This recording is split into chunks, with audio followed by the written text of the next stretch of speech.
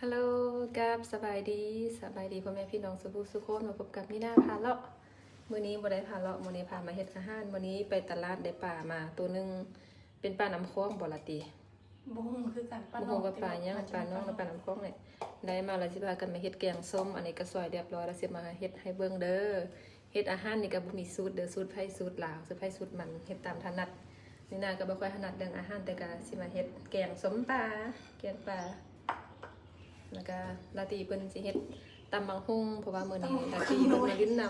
ำตำบักหุ่งนี่เป็นอีหยังที่แบบคู่ใจกันเบิ่งนำกันเลย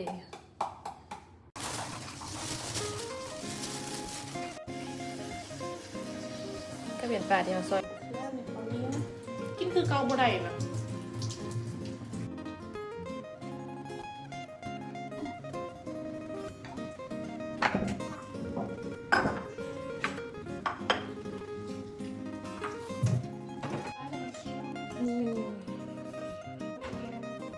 ลาตีเป็นเฮ็ดส้มตำอยู่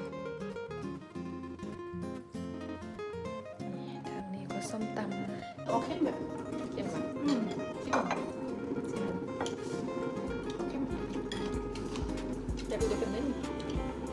แล้วตัวเขาเนาะ อยากกินส้มตำปูปลาร้าย่าครับย่า ส้มอยู่อ่ะนะ